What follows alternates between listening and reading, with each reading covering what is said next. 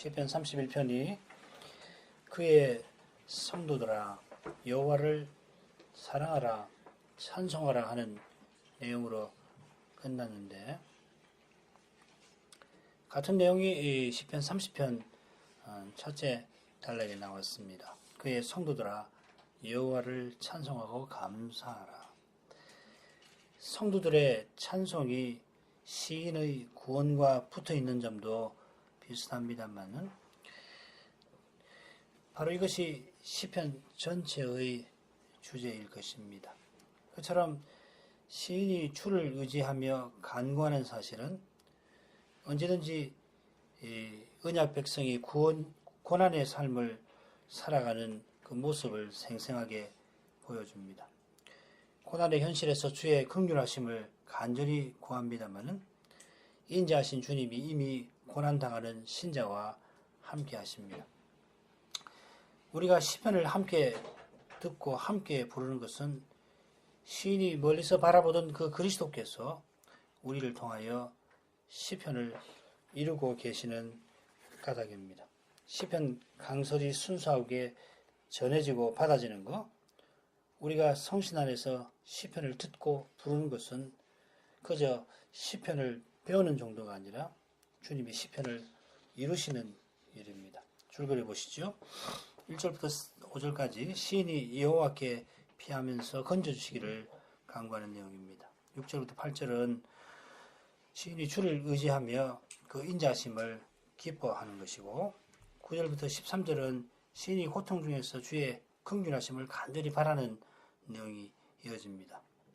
14절부터 20절은 다시 시인이 주를 의지하면서 원수들에게서 건져주십시오 하고 간구합니다. 21절부터 24절은 시인이 구원하신 하나님을 향하여서 성도들과 함께 찬송 드리는 내용입니다. 제가 늘 말씀드립니다마는 시편의 줄거리, 우리가 줄거리를 만드는 것은 이 시편의 넓은 세계에 나아가는 아주 간단한 지도 하나를 갖추는 그런 정도입니다.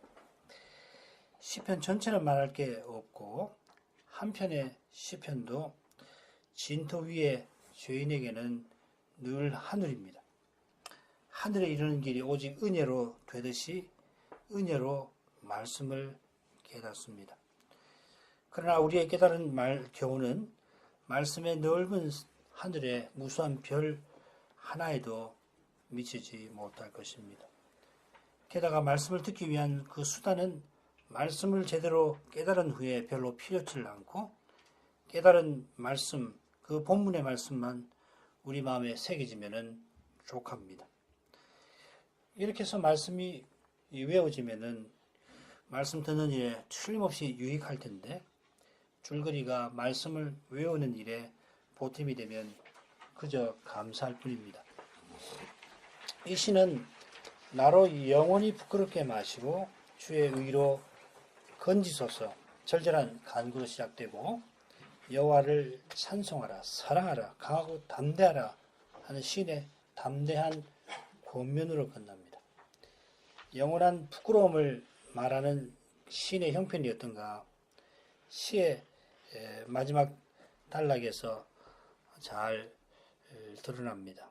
시인이 놀라서 자기가 주의 목전에서 끊어졌다 느낄 만한 형편입니다. 주의 앞에서 끊어졌다고 느끼지만은, 그러나 시인은 여호와께 피하였습니다. 시인이 여호와께 피하며 간절히 간구하면서 벗어나고자 했던 형편이 어떤 것인가, 구체적으로 시편 31편 중간에 셋째 단락에 생생히 나옵니다. 고통, 슬픔, 탄식을 언급하며 근심으로 눈과 혼과 몸이 쇠하였다 했는데, 이 표현은 이 시인이 30편의 시인과 마찬가지로 중한 병에 걸린 것을 암시합니다. 그 병이 나의 죄악과 붙어 있습니다. 저로 말미암아 중병에 걸려 죽는 것도 괴로운 일인데, 시인의 대적들이 시인을 욕합니다. 심지어 친구도 시인의 모습과 그 형편에 깜짝 놀라며 시인을 피합니다.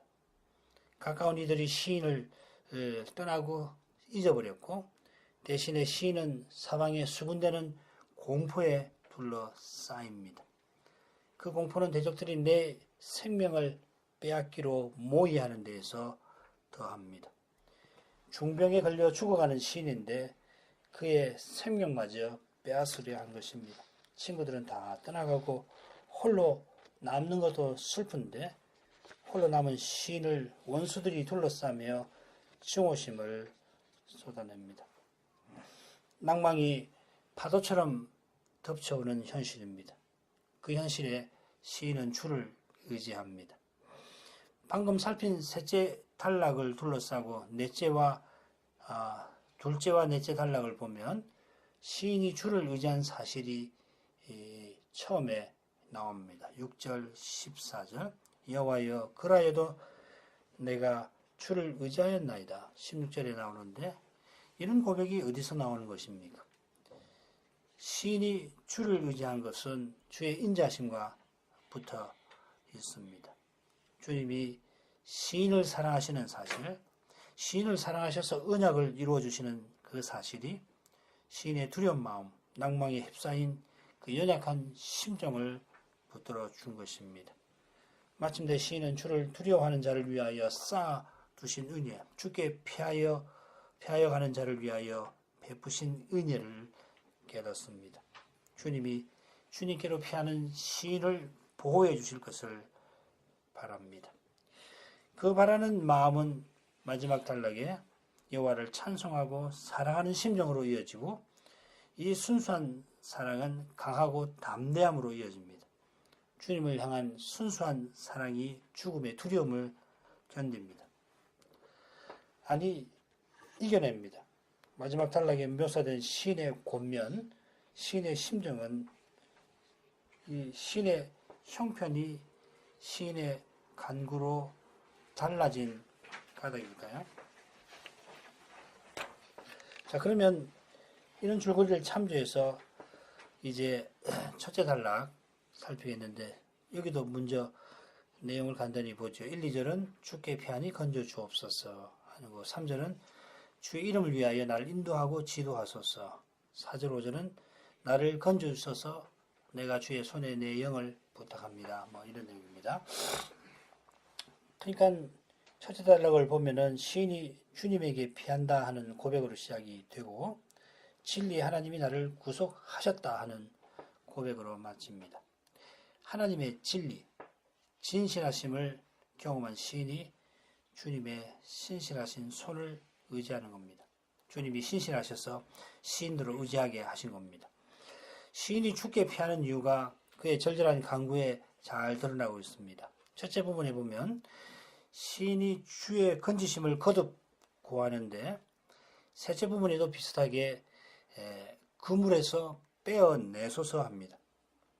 그물이 저희가 나를 노리고 비밀이 친 것이다 하는 사실에서 영원히 부끄럽게 마소서 하고 간구하는 심정을 조금 헤아릴 수 있습니다. 이 시인도 저희 곧 원수들의 무서운 공격 앞에 서 있습니다. 원수가 증오심에 불타서 시인을 노리는데 그 공격이 비밀이 친 그물이니까 시인의 마음이 얼마나 두려울까요? 그런 마음에 비추어서 이 세 부분의 공통되는 이미지에 주의할 이미지에 우리가 주목할 만하겠습니다. 견고한 바위, 구원하는 보장, 나의 반석과 산성, 나의 산성.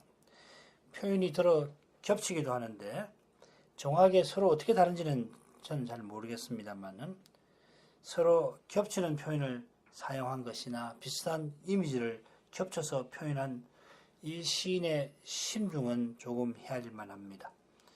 비밀이 친 그물이 어디서 떨어질지 모르는 형편에서 시인은 주님의 완전한 보호를 바랍니다.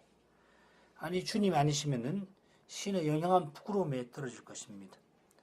그런 심정에서 나의 영을 주의 손에 부탁하나이다 하는 기도가 나왔을 겁니다. 그럼 1, 2절 읽고 생각하죠.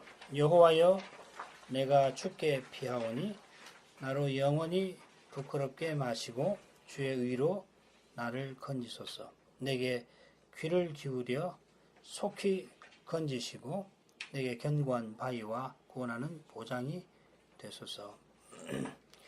1절을 여는 연말은 축계인데 이 표현에서 여호와를 의지하는 시인의 심정이 잘 드러납니다. 시인이 바라는 것은 여호와 그분이십니다. 이게 당연합니다만은 다급한 현실에 있으면은 우리의 마음이 어디로 향하는가 우리가 되짚어 볼 때에 여호와께 피하는 자가 복이 있다 하시는 시편 2편이 우리의 마음을 움직입니다. 주님이 유일한 피난처이십니다. 당장에 우리를 어려운 현실에서 건져내어 줄 만한 다른 어떤 것도 참된 피난처가 아닙니다. 당장의 현실의 어려움에 짓눌려 죽을지라도 주님께 피해야 합니다. 그 주님께 살고 죽는 문제를 맡겨야 합니다. 그래야 죽을지라도 살 길이 열립니다. 이어 나오는 5개의 표현, 1절 중반절부터 해가지고 2절 하반절까지를 보면은 내게 귀를 기울여 주소서 하는 간구를 중심으로 서로 비슷한 간구가 짝을 이루며 나옵니다. 영원히 부끄럽게 마소서 하는 것하고 견고한 바위 구원의 보장이 되소서 비슷하지요. 주의 의로 건지시고 속히 건지소서 비슷합니다. 낱말은 다른데 의미는 똑같이 구원한다, 구원해 주십시오 하는 말입니다.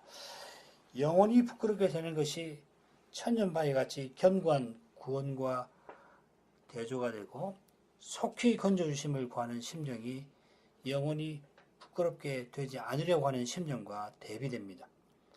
속히 건져주심을 구하는 심정은 주의 의만 바라봅니다. 주의 의만이 구원의 근거입니다. 주의 의가 하나님의 산들과 같아 하는 표현이 나오는데 하나님의 구원은 영원하고 견고합니다. 짧은 말씀이지만 담겨있는 구원의 교훈은 실로 깊습니다.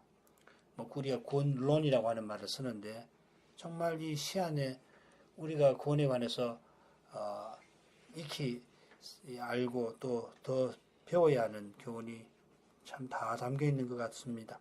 시인이 영영이 부끄러움을 언급하는데 비슷한 표현이 넷째 단락에 나옵니다. 여호와여 내가 불렀사오니 나로 부끄럽게 마시고 악인을 부끄럽게 하사 음부에서 잠잠케 하소서. 시인이 부끄러워하는 부끄러움은 음부에 있는 것, 즉 죽음과 붙어 있음을 알게 되는데 그저 죽는 게 아니고 죽어 잠잠한 것입니다. 시인이 바라는 자랑스러움, 반대로 자랑스러움은 살아 여호와를 부르는 것, 하나님과 교제하는 것입니다. 주님을 뵙는 것입니다. 시편 30편 끝에 내 영광이 잠잠치 아니하고 주를 찬송케 하신다. 지난 시간에 우리가 배웠는데 주님과 교제해서 주님의 영광을 내 영혼이 뵙고 영광의 주님을 찬송하는 것이 우리의 자랑입니다. 주님의 영광을 뵙고 찬송하는 내 영혼을 가리켜서 내 영광이라 시에서 부르는 것 같습니다. 이것이 성경이 말하는 구원의 모습입니다. 건짐 받기를 바라는 이유입니다. 그처럼 건짐 받기 전에 처한 우리의 상태는 부끄러운 상태인데 하나님을 떠난 상태, 하나님을 등진 삶입니다. 자기 욕심대로 살면서 잘 되는 것은 부끄러운 것입니다. 시인이 고백하는 대로 속히 건짐 받아야 하는 상태입니다. 하나님이 주신 선한 것으로 하나님을 거슬러 행하는 것은 실로 부끄러운 일입니다. 하나님 은혜를 받아 자기를 자랑하는 것이 참으로 부끄러운 것입니다. 구원은 오직 여호와의 위에 있습니다. 의로우신 하나님이 우리의 구원이십니다. 우리가 스스로 구원을 이루지 못합니다. 오직 구원은 하나님이 이루십니다. 하나님이 우리의 죄를 담당하셔서 언약의 요구를 만족시키셨습니다. 그처럼 우리가 언약 백성다웠게 살아가는 것은 신실하신 그분의 손에 있습니다. 달리 표현하면 우리는 날마다 건짐 받아야 합니다. 날마다 회개해야 합니다. 매 순간 주님의 의를 바라야 합니다. 거기서 벗어나면 자기 의를 내세우는 지독한 상태에 추락할 것입니다. 시인이 내게 귀를 기울이소서 간구하는 것은 특별히 위급한 현실에 처한 까닭입니다만은 모든 현실에 우리가 이처럼 기도해야 합니다. 우리의 현실을 안다면은 그 현실 속에 있는 우리 자신을 안다면은 기도하지 않을 수 없습니다. 그런 점에서 우리가 참으로 기도하는 것은 하나님이 행하신 일입니다. 우리는 자기가 얼마나 가난한지를 모릅니다. 얼마나 연약한지 모릅니다. 주님이 주시면 취하고 가져가시면은 그걸로 끝입니다. 무릇 교만하면 안 됩니다. 교만하면 기도하지 않습니다. 기도를 빌려 자기를 높이기까지 합니다. 하나님을 가까이 하는 기도를 통해 하나님을 멀리합니다. 참된 기도는 절절한 현실에서 나오는 것도 아니고 절박한 내게서 나오는 것도 아닙니다. 우리를 먼저 찾아오시는 하나님이 우리를 가까이 부르시는 것입니다.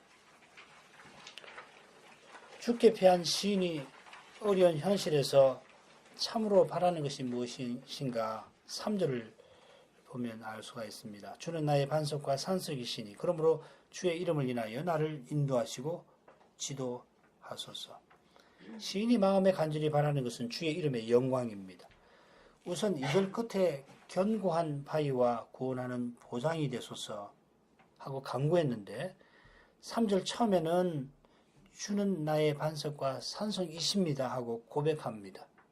이것이 어떻게 연결이 되죠? 2절에 보장이라는 말하고 3절에 산성이 실은 같은 낱말입니다. 히브리 말로. 게다가 3절은 이는 이러이러함입니다. 한 까닭입니다. 이러이러하기 때문입니다. 하는 표현으로 시작됩니다. 자, 이런 점들을 고려하면은 시인이 간구하는 것은 여호와께서 보장, 산성으로서 구원해 주시는 그것을 간구하는 것인데 구원해 주실 것을 시인이 간구할 수 있는 것은 주님이 나의 산성 되어 주시는 사실에 있습니다. 아울러 나의 반석 산성이라고 고백한 것은 시인이 중부직임 직분자임을 가리킵니다. 바로 이 표현이 유명한 시편 18편 사무엘하 22장 다윗의 시에 나오는 사실에서도 확인됩니다. 마찬가지로 산성, 바위, 요새 이런 표현은 18편의 표제에 나온 것처럼 다윗이 주변 나라들과 전쟁을 벌인 사실과 붙어 있습니다. 요컨대 31편의 시인은 신령한 전쟁 가운데서 겪은 경험을 노래한 것입니다. 그저 신자 개인의 것만 그런 개인의 경험만을 이야기하는 것이 아닙니다. 시인은 주님의 인도와 지도를 구합니다. 주님의 이름과 함께 이런 표현은 시편 23편 3절 내 영혼을 소생시키시고 자기 이름을 위하여 의의 길로 인도하신다. 이 표현을 떠오르게 합니다. 우리가 그 시편 23편 공부할 때 이 말씀이 원수들의 공격을 받는 시인의 현실과 붙어 있다고 해석했던 거 기억하실 겁니다. 24편의 시인은 원수의 공격을 받지만은 죽음에서 건짐받고는 주님의 인도를 받아 23편의 시인은 원수의 공격을 받지만은 죽음에서 건짐받고는 주님의 인도를 받아 나간 것을 고백을 하는데 31편의 시인도 비슷합니다. 시인이 바라는 인도와 지도는 결국 주의 길을 걸어서 여호와의 집에 영원히 거하려 함입니다. 시인이 믿었던 오실 메시아 곧 선한 목자는 지금 우리를 바로 그 목표로 인도하십니다. 저 영원한 하늘나라 주님과 같아지는 저 영광의 날로 우리를 인도하십니다. 주님이 저 영광에 우리를 인도하시는 것은 주님의 이름을 위함입니다. 주님의 이름을 위한다 하는 말은 주님의 얼굴빛을 우리에게 완전히 비춰주시는 것, 주님의 영광을 온전히 드러내시는 그것을 가리킵니다. 그러니까 이런 표현을 가지고 하나님은 이기적이시지 않나 그런 거 자기를 위해서 우리를 지었다. 우리는 뭐 수단이고 우리는 아무것도 아니란 말인가. 그렇게 이제 말로 봐서는 그런 오해가 있을 수 있는데 그 주님의 이름을 위한다는 말은 이런 겁니다. 주님의 영광을 우리에게 완전히 나타내 주시는 것입니다. 지금도 주님의 영광이 드러나긴 합니다만은 장차 드러날 영광에 비하면 실루엣에 불과합니다. 우리가 지금은 거울로 보는 것 같이 주님의 영광을 뵙습니다. 그러나 장차는 계신 그대로 뵐 것입니다. 그래서 우리가 그리스도와 같아질 것입니다. 주님의 이름을 위함은 곧 우리의 영광을 위함입니다. 바로 여기에 하나님의 거룩하신 사랑이 있습니다. 이 사랑 안에서 하나님을 영화롭게 하도록 인생을 지으신 그 목적이 결국 인생을 영화롭게 하시는 데 있다는 것이 잘 드러납니다. 바로 이 사랑에서 하나님의 영광이 더없이 빛납니다. 우리가 바라는 영혼, 이 영혼은 매 순간 하나님의 사랑으로 채워질 것입니다. 하나님의 사랑이 매 순간 이어질 것입니다. 주님의 영광을 간절히 바라는 시인은 주님의 손에 의탁합니다. 저희가 나를 위하여 비밀에 친 그물에서 빼어내소서. 주는 나의 산성이시니이다. 내가 나의 영을 주의 손에 부탁하나이다. 진리 하나님 여호와여 나를 구속하셨나이다. 우리가 이 부분 줄거리 간단히 살폈습니다. 시인은 주님이 나의 산성이심을 고백하고서 원수의 그물에서 벗어나게 해주시기를 구합니다. 여기 산성은 피난처입니다. 이런 뜻이 또한 그물에서 건짐받는 것과도 잘 어울릴 겁니다. 사절에 저희라는 말이 느닷없이 나왔습니다만 우리가 지금 32편의 시들을 살핀 터에서는 거의 낯설지 않습니다. 저희는 시인의 원수들을 가리키는데 비밀이 친 그물이라는 표현에서도 잘 드러납니다. 사냥꾼이 짐승이나 특별히 새를 잡으려고 그물을 몰래 쳐놓듯이 원수들이 시인의 생명을 노리고 은밀히 함정을 쳐놓았습니다. 시인이 그 그물에 그만 걸려들었습니다. 스스로는 거기서 벗어날 길이 없습니다. 벗어나려고 했지만은 그럴수록 그물은 더욱 죄어들었습니다. 시인의 절박한 형편은 셋째 단락에서 상세히 다뤄져 있으니까 거기서 살피겠습니다. 이런 현실에 비추어서 나의 영을 주의 손에 부탁하나이다 하는 이 시인의 심정을 능히 헤아릴 수 있을 겁니다. 이 간구가 십자가에 달리신 주님이 돌아가시기 바로 직전에 말씀하신 것이라는 것을 잘 아실 겁니다. 주님이 죽음을 맛보신 까닭에 시인을 비롯해서 모든 신자가 주님의 신실한 손을 영원히 의지할 수 있습니다. 설령 스데반처럼 죽음을 맛볼지라도 주님의 손은 우리를 결코 놓지 아니하십니다. 그처럼 주를 믿는 믿음의 길에서 맛보는 죽음의 온갖 쓰라림이 마침내 영원한 구원을 이룰 것입니다. 주님께 자기의 생명을 의탁하는 사람마다 결코 실패하지 아니합니다. 지금 시인의 눈앞에는 죽음의 시커먼 입이 벌어져 있습니다마는 주님은 주님의 이름을 위하여 성도들의 찬송을 위하여 시인을 살리십니다. 주님의 이름을 참으로 찬송하려는 교회와 신자는 영원히 살 것입니다. 시인이 자기 영혼을 부탁하면서 진리의 하나님이신 여호와께서 자기를 구속하신 사실을 기억합니다. 여호와께서 시인을 구속해 주신 까닭에 시인의 영혼을 영원히 그 손에 붙드실 겁니다. 여호와께서 시인을 구속하신 것은 오직 시인을 향한 사랑에 있습니다. 사랑받을 수 없는 우리를 먼저 사랑하셨으니 변함없이 우리를 사랑하실 것입니다. 우리를 사랑하신 그 사랑으로 여호와는 진리의 하나님이심을 드러내셨습니다. 여기 진리, 히브리 말로는 에메트라는 말인데 여호와의 진실하심을 가리킵니다. 흔히 이 낱말이 성실, 진실 혹은 신실 이렇게 번역됩니다. 하나님이 친히 언약을 지키셨습니다. 심지어 사람이 되셔서 우리를 위하여 언약을 이루셨습니다. 은혜와 진리가 충만한 독생자의 영광이 말씀이 육신이 되신 예수님에게 찬란히 드러났습니다. 이날에도 바로 이 영광에 감사여서 우리는 하늘아버지께로 나아갑니다. 우리의 구원이 주님의 진실하심, 그 사랑에 있습니다. 오직 그 사랑에 있어서 죄 많은 우리가 틀림없이 영원한 생명에 이럴 것입니다. 바로 이 사실 위에 우리의 간구가 놓여 있습니다. 주님의 진실하심, 주님의 구속하심이 우리를 기도하는 자리에 이르게 하셨고 기도하게 이끄십니다. 기도밖에는 할 수가 없다 하는 고백이 실은 하나님이 사랑으로 구원 이루어 주시는 까닭에 우리 마음에서 나오는 겁니다. 우리 스스로는 기도할 수가 없습니다. 기도는 들으시는 하나님 없이 아무것도 아닙니다. 성립되질 않습니다. 들으시는 그분이 기도하게 하십니다. 이제 둘째 단락 6절부터 8절. 내가 허탄한 거짓을 숭상하는 자를 미워하고 여호와를 의지하였나이다. 내가 주의 인자하심을 기뻐하며 즐거워할 것은 주께서 나의 곤란을 감찰하사 환난 중에 있는 내 영혼을 하셨고 나를 대적의 수중에 금고치 아니하셨고 내 발을 넓은 곳에 세우셨음이니이다. 말씀드린 대로 둘째 단락과 넷째 단락은 똑같이 시인이 여호와를 의지하는 그것을 다룹니다. 14절에 보면은 시인이 주를 의지하였나이다 이렇게 되어 있고 여기서는 의지하나이다 합니다만은 둘 다 똑같이 의지하였습니다 이렇게 되어 있습니다.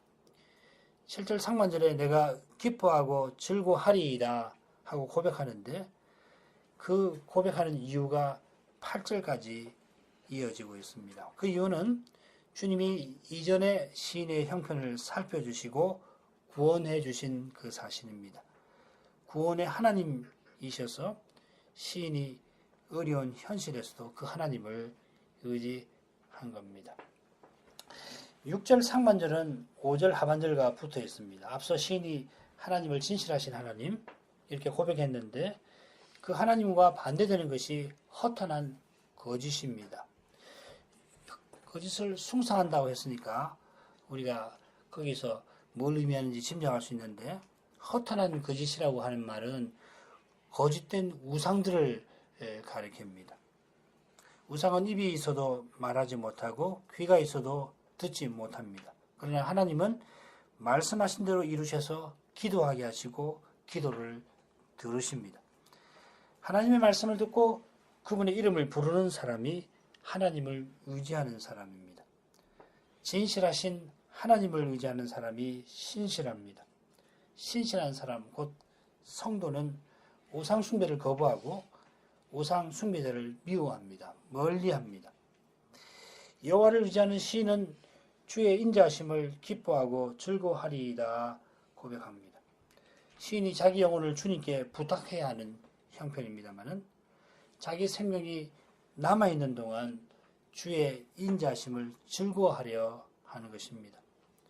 주님의 사랑을 즐거워하는 거기에 사는 보람과 뜻이 있습니다. 인자하신 주님을 즐거워하는 것이 참된 생명입니다. 주의 인자가 생명보다 낫습니다. 이 고백을 통해 시인은 또한 주님이 틀림없이 언약을 이루실 것을 믿는 믿음을 드러내고 있습니다. 눈앞에는 죽음의 그림자가 짙게 드리워져 있습니다만 시인은 주님의 사랑을 끝까지 바라봅니다. 주님의 사랑에 자기의 영혼을 맡깁니다. 죽음의 현실도 맡깁니다. 이런 믿음은 어디서 오는 것입니까?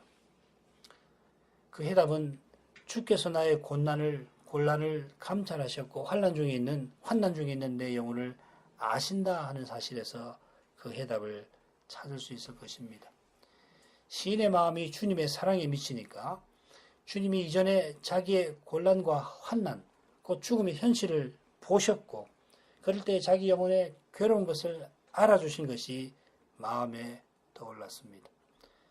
그처럼 주님이 시인을 원수의 손에 넘기시지 않고 오히려 그의 발을 넓은 곳에 위험에서 벗어나서 자유롭게 행하게 해주신 그 일이 생각났습니다. 지금도 시인은 비슷한 현실에 놓여 있습니다. 자기의 형편이 곧 어떻게 되는지 여전히 절망적입니다마는 주님의 사랑이 자기 마음에 여전합니다. 주님이 이번에도 틀림없이 자기를 버리지 않으실 것이라는 확신이 일어납니다. 주님이 어떻게 하실는지 전혀 모를 뿐만 아니라 사람이 봐서는 자기가 죽지 않을 수가 없습니다만은 그런데도 그 마음에 주님의 사랑이 떠오르고 구원의 확신이 찾아옵니다. 참된 믿음은 믿을 수 없는 현실에서 믿을 수 없는 일을 믿는 것입니다. 이 믿음은 추론의 결론이나 경험의 결과가 아니라 은혜의 선물이고 인자하심의 열매입니다. 인자하신 주님의 신실한 붙드심, 이것이 우리의 믿음입니다. 주님의 신실한 붙드심에 비추어서 이제 셋째 단락을 살필 수 있을 것 같습니다. 9절부터 13절 읽습니다. 여호와여 내 고통을 인하여 나를 긍휼히 여기소서. 내가 근심으로 눈과 혼과 몸이 쇠하였나이다. 내 생명은 슬픔으로 보내며 나의 해는 탄식으로 보내며 내 기력이 나의 죄악으로 약하며 나의 뼈가 쇠하도소이다. 내가 모든 대적으로 말미암아 욕을 당하고 내 이웃에게서는 심히 당하니 내 친구가 놀라고 길에서 보는 자가 나를 피하였나이다. 내가 잊어버린 바 됨이 사망 한 자를 마음에 두지 아니함 같고 파기와 깨어진 그릇과 같으니이다. 내가 무리의 비방을 들어오며 사방에 두려움이 있나이다. 저희가 나를 치려 의논할 때에 내 생명을 빼앗기로 꾀하였나이다. 이 단락은 여호와여 나를 긍휼히 여기소서 하고 시인이 간구하는 기도로 시작되고 그 다음에 나오는 모든 내용은 시인이 간구하는 이유들입니다. 왜 이렇게 긍휼히 여겨달라고 기도하는가, 그 내용을 알 수 있습니다. 내 고통을 인하여 이렇게 표현했습니다마는 내가 고통 중에 있음이니이다 이렇게 번역해야 합니다. 그래서 본문을 좀 고치면 나를 긍휼히 여기소서. 이는 내가 고통 중에 있고 내가 근심으로 쇠하였음이니이다. 10절 똑같이 이는 내 생명이 슬픔으로 보내며 나의 뼈가 쇠함이니이다. 그리고 13절도 마찬가지입니다. 이는 내가 무리의 비방을 듣고 저희가 이렇게 내 생명 빼앗기를 꾀하였음이니이다. 중간에 11, 12절에는 이는 뭐뭐 하기 때문입니다. 히브리 말로는 키라는 말인데 그 표현이 없습니다만은 대부분의 영어 번역본이 10절, 13절과 똑같이 11, 12절을 번역합니다. 시인이 주님의 긍휼을 간구하는 이유가 5절에 나오는 겁니다.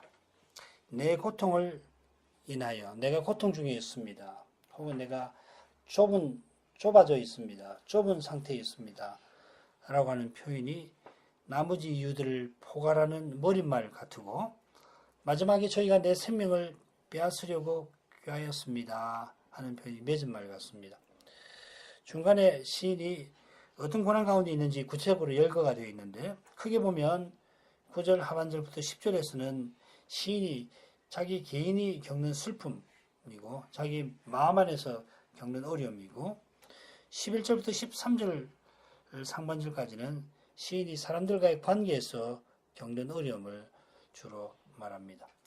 시인은 대적에게 용을 당하는 것만 아니라 이웃과 친구에게도 버림받습니다. 이런 괴로움이 시인이 병들어 죽어가는 현실로 말미암아 더욱 심해집니다. 게다가 시인이 병들어 죽어가는 데에는 자기의 죄악과 붙어 있습니다. 이 죄악이 과연 뭘까요? 시편 25편의 시인이 나의 죄악이 중대하다고 고백을 했는데 그때 시인이 말하는 나의 죄악은 그 개인의 죄라기보다는 오히려 중보자로서 시인이 자기 백성의 죄를 나의 죄라고 고백한 것 같습니다. 혹은 시인이 하나님이 주신 평안에 마음이 높아져서 범한 죄일 수도 있을 겁니다. 32편에도 이제 우리가 그런 문제를 다루는데요. 어떤 경우인지 모르지만은 어떤 경우든지 이 시인이 그리스도의 심정을 품고 죄를 고백했는데 그렇다고 한다면은 시인이 생명이 남는 동안 주의 인자하심을 기뻐하려 합니다만은 다시금 괴로운 현실에 돌아와서는 주의 긍휼을 간구하는 그 심정을 우리가 조금은 이해할 것도 같습니다. 그저 자기 병에서 회복되어 남은 세월 안락하게 살고자 하는 것이 아니라 민족의 죄든지 자기의 죄로 말미암아 생기는 저 두려운 결과에서 벗어나기를 간절히 바란 것입니다. 이런 심정을 생각할 때 여호와여 나를 긍휼히 여기소서. 그의 간구가 묵직하게 다가옵니다. 주님의 긍휼, 자비 없이 우리의 삶은 사는 게 아니라 망하여 가는 과정입니다. 매일 그리스도의 공효를 의지하지 않고 그리스도의 몸답게 있을 수 없습니다. 믿음의 길에 주님의 사랑이 매 순간 절실합니다. 신자라도 인생은 얼마나 연약합니까? 스스로는 삶의 무게를 지탱할 수가 없습니다. 게다가 죄의 무게를 우리가 어떻게 견딜 겁니까? 사망의 두려움은 어떻게 이길 수 있습니까? 오직 주님의 사랑만이 연약한 우리를 견고히 붙드십니다. 그 사랑이 연약한 인생들어 기도하게 하십니다. 기도하십시다. 자비하신 아버지, 그리스도 예수 안에서 저희 죄를 사하신 은혜를 이제도 의지합니다.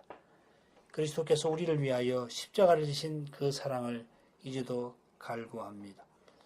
주님의 사랑을 떠나서 저희가 한시도 인생의 무게, 더욱이 죄의 무게를 견딜 길이 없습니다. 주님이 만약 저희 죄를 다 드러내시면 저희는 영원히 부끄러움에 떨어질 것입니다. 죄의 두려운 얼굴 앞에 서게 될 때 두려움이 저희 마음을 짓눌러서 무너지고 말 것입니다. 주님이 우리를 위하여 부활하신 그 사실, 주님이 다시 오셔서 주님과 같아지게 해주시겠다는 그 약속을 붙들게 됩니다. 아니, 주님이 저희들을 기도하게 만드십니다. 주님이 소망이 되어주시는 까닭입니다. 주님이 구원이심을 알려주십니다. 구원이신 주님을 이제도 의지합니다. 주님이 다만 저희를 긍휼히 여기시기만을 구합니다. 예수님 이름으로 기도합니다. 아멘.